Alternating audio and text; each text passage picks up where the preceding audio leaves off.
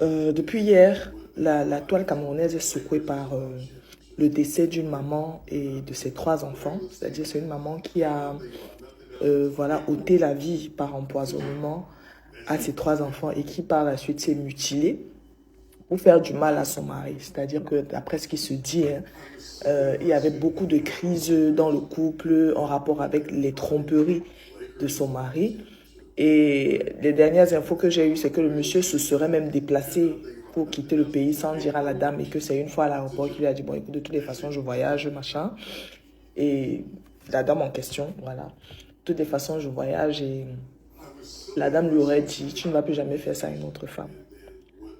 J'ai pris le temps d'avoir quand même des informations de sources sûres dans des médias avant de m'exprimer pour comprendre un peu la situation. Et quand je lisais les commentaires sous les différentes vidéos des différents médias qui ont communiqué sur le sujet, je voyais des commentaires comme quoi, est-ce qu'elle était normale? Est-ce question de savoir si elle était normale ou pas se pose en fait. C'est une dame qui avait déjà clamé son désarroi. Vous dites en Afrique qu'on est fort, qu'on n'a pas de troubles mentaux, qu'on ne peut pas avoir des problèmes d'ordre psychologique. Il faut que... On a la chance aujourd'hui avec Internet, avec la facilité des réseaux sociaux et tout, on peut avoir accès à beaucoup d'informations.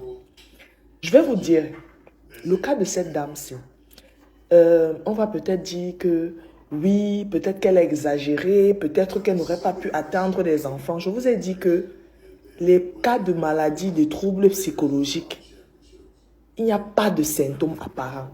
Parce que j'ai suivi un de ses voisins dire que c'était une femme sans problème. Elle saluait tout le monde, elle était très polie. On ne pouvait même pas imaginer d'elle un type d'acte pareil. La maladie mentale, vous les avez chez vous, gardez les gens qui ont des troubles psychologiques chez vous, parfois à cause de sévices. Vous posez un acte, je vous ai déjà dit et redit, tout acte que vous causez a une répercussion psychologique, que ce soit sur vous ou que ce soit sur quelqu'un. Et tout le monde n'a pas la même capacité d'absorption et de gestion du stress. D'accord? Parfois, vous vous mariez, quand je parle du profil ici, parfois vous vous mariez avec des gens. Vous ne connaissez même pas leur histoire. J'ai posté mon émission Sexual Confidence ici, l'épisode 1 d'Ashley, où il y a quelqu'un qui est venu dire qu'Ashley, notre invitée, pourquoi elle a parlé de ça à visage couvert, parce que maintenant tout le monde va la doiter, machin. Elle aurait dû cacher. Cette femme-là qui est décédée et qui a tué ses enfants-là, peut-être c'est une dame qui a vécu un traumatisme de l'enfance, dont elle n'est pas guérie. Elle est entrée dans le mariage. Et si le traumatisme de l'enfance qu'elle a vécu avait un lien avec ce qui est sexuel, ou avec ce qui est, je sais pas, avec soit de la sexualité, je sais pas, peut-être d'abus, peut-être, bref, quelque chose qui a un trait avec la sexualité, qui a affecté sa confiance en elle, qui a affecté d'abord déjà sa perception de l'être humain et de l'homme en général. Si elle a quand même trouvé la force de se mettre en couple et d'enfanter, vous ne connaissez pas les traumatismes que les gens traînent en eux. Elle a donc trouvé la force d'enfanter.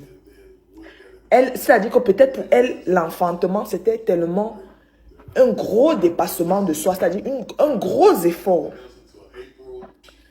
Quand elle finit d'enfanter, c'est-à-dire elle croit à l'idéal, elle se rend compte qu'en fait, elle a fait ce sacrifice-là, elle s'est fait cette violence psychologique-là pour quelqu'un qui ne le mérite pas, en fait, pour quelqu'un qui ne respecte même pas l'effort qu'elle a fourni de lui donner des enfants. Et elle lui dit, écoute, tu sais, je pense que tu ne mérites même pas ce que j'ai fait pour toi d'accoucher. Vous ne pouvez pas justifier l'acte de quelqu'un qui, psychologiquement, est troublé. Comme vous êtes en train de parler là, parce que cette femme-là n'avait malheureusement pas de rapport de dossier psychiatrique. Et moi, je vais incriminer ce monsieur. Pourquoi? Parce que si tu es dans la maison avec une femme et que tu remarques qu'il y a des douleurs, c'est-à-dire il y a des trucs que quand tu fais, elle ne supporte pas. Ton rôle en tant que partenaire, en tant que conjoint, c'est de l'aider à aller mieux. C'est de l'aider à aller mieux. Donc, je ne veux même pas encore entrer dans les débats infidélité, pas infidélité, machin, truc et tout. Parce que ça, c'est une histoire entre le couple. Personne ne saura jamais. C'est-à-dire on ne va entendre que ce qu'on nous raconte. Parce que moi, je travaille avec les couples, je sais à quel point les couples sont hypocrites quand chacun doit raconter une version. Et malheureusement, comme elle est décédée, personne ne saura jamais ce qui se passait réellement. Donc, voilà donc un monsieur qui avait sa femme à la maison. Pour que cette femme atteigne, c'est-à-dire le degré là, il a fallu qu'elle ait montré des signes que seul son mari pouvait apercevoir parce que c'est à lui qu'elle faisait les problèmes. Mais à aucun moment, il ne lui est venu à l'esprit de l'aider. De lui dire, écoute chérie, je suis d'accord, vraiment je suis désolée, je m'excuse, mais je veux quand même que pour que tu puisses lâcher la pression, tu ailles voir un professionnel de la santé. J'ai des couples souvent, j'ai des personnes qui écrivent souvent, ils me disent, est-ce que c'est forcément est-ce que quand on a des problèmes, il y a des gens qui sont forts pour répéter cette phrase, les problèmes de couple, on n'a pas besoin de voir des thérapeutes. En réalité, j'ai envie de dire que j'ai même les larmes aux yeux. Parce que ce que vous avez vu là, c'est mon quotidien. C'est-à-dire que je vis ça tous les jours. Et justement parce que ce sont mes patients, vous n'avez pas ce genre de faits divers là. Quand on parle d'infidélité, les affaires d'infidélité sont les problèmes de sexualité. Parce que vous dissociez toujours. Les affaires d'infidélité, ce sont des problèmes de santé sexuelle.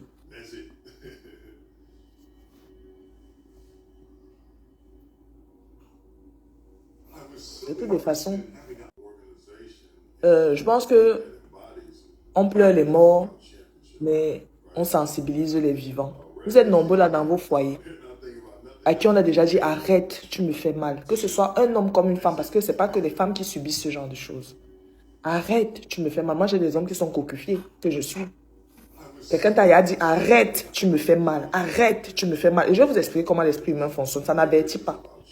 C'est-à-dire qu'au moment où tu vas poser le truc là, c'est un bref instant où tout s'éteint dans ta tête. La conscience n'existe plus. Il n'y a plus que de place pour ton animalité. Donc c'est parfois quand tu as posé l'acte en question que si ton esprit a même encore la force de revenir, tu te rends compte que aïe. Mais parfois tu peux être tellement atteint qu'il n'y a même pas le temps de constater que l'acte que tu as posé était mauvais.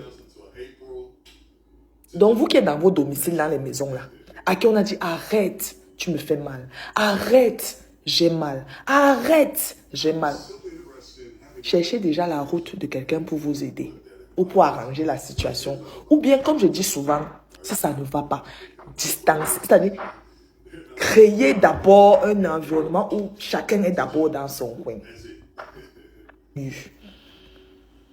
Et les hommes sont champions, c'est-à-dire pour banaliser. J'ai déjà dit qu'en Afrique, les hommes n'ont aucune intelligence émotionnelle. En tout cas, la plupart des hommes africains.